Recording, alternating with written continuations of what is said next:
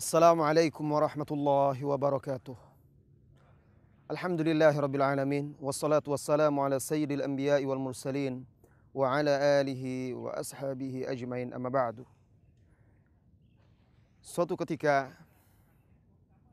Az-Zubair ibn al-Awwam radhiyallahu anhu berselisih dengan salah seorang sahabat Ansar mengenai pengairan air ke kebun mereka yang berdampingan. Kebun siapa dahulu yang akan mendapat bagian atau jatah air? Maka datanglah keduanya meminta Rasulullah SAW memutuskan perkara tersebut. Maka Rasulullah SAW memerintahkan kepada Az-Zubair agar kebun dia dahulu yang diairi.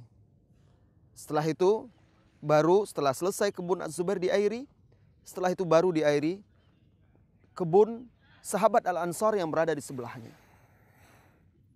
Maka sahabat Ansar tersebut berkata kepada Rasulullah SAW,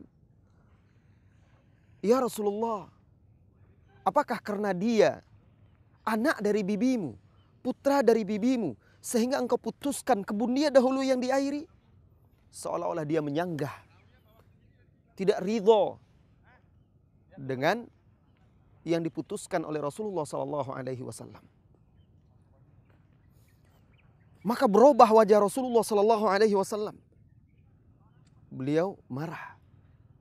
Lantas Rasulullah SAW mengatakan, "Ya Zubair, aliri kebunmu dengan air dan tahan air tersebut. Kembalikan dia lagi ke asalnya." Maka ketika itu turunlah firman Allah Subhanahu wa taala di surah An-Nisa, "Fala wa rabbika la yu'minun hatta yuhakkimuka fima shajara bainahum thumma la yajidu fi anfusihim haraja mimma qadaita wa yusallimu taslima." Fala wa rabbik, maka demi Rabbmu, demi Tuhanmu, la yu'minun, mereka tidak dikatakan beriman. Tidak sempurna keimanan mereka. Dinafikan keimanannya. Hatta yuhakimuka fima syajara bainahum, sehingga menjadikan Muhammad sallallahu alaihi wasallam sebagai hakim yang memutuskan perkara yang mereka perselisihkan. Tsumma la yajidu fi anfusihim haraja. Kemudian mereka tidak dapatkan di dalam diri mereka ganjalan, perasaan mendongkol, perasaan tidak menerima. Mimma qadaita, dari apa-apa yang telah engkau putuskan, wa yusallimu taslima, dan mereka menerimanya dengan pasrah. Saudaraku, perselisihan antara Az-Zubair dan sahabat Ansar tadi radhiyallahu anhuma hanyalah masalah dunia. Masalah tanah siapa, kebun siapa yang pertama diairi. Lalu Rasulullah SAW memutuskan. Namun begitu, ketika salah seorangnya tidak ridho, tidak menerima dengan keputusan Rasulullah SAW, Rasulullah marah. Turun ayat dari Allah Subhanahu wa taala menegur, mengingatkan bahwa tidaklah patut bagi seorang mukmin menolak apa yang telah diputuskan oleh Rasulullah SAW. Saudaraku, kalau saja perselisihan yang terjadi antara sahabat Zubair dengan sahabat Ansar ini hanya dalam urusan dunia, masalah mengairi kebun, lalu diputuskan oleh Rasulullah, hanya masalah dunia, tidak ada kaitannya dengan akhirat itu. Tapi kalau Rasulullah sudah memutuskan, lalu ada yang tidak ridho, Allah marah sampai menurunkan ayatnya untuk mengingatkan. Bagaimana kalau seandainya ada orang menolak keputusan Rasulullah SAW, ketetapannya, perintah dan larangannya dalam masalah akhirat, dalam masalah ibadah, dalam masalah syar'i, dalam masalah syariat, dalam masalah agama, yang merupakan keselamatan manusia di dunia dan di akhirat. Al-Imam Ibnu Qayyim Al-Jauziyah rahimahullah ta'ala mengomentari ayat ini. Di dalam ayat ini kata beliau, ada 3 tingkatan Islam. Yang pertama, tingkatan iman. Yang kedua Islam. Yang ketiga ihsan. Yang pertama dari ayat tersebut adalah menjadikan Rasulullah SAW sebagai hakim yang memutuskan. Ketetapannya dipatuhi, ditaati, diikuti dalam suka maupun duka.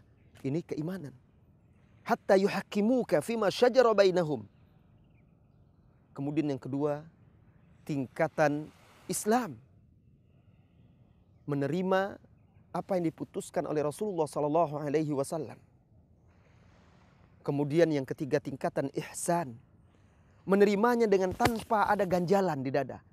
Lapang dada, pasrah. Ini dia. Tingkatan-tingkatan Islam yang tiga yang terdapat di dalam ayat ini. Seorang mukmin yang sejati, maka dia akan tunduk patuh kepada setiap yang dititahkan oleh Allah dan Rasulnya.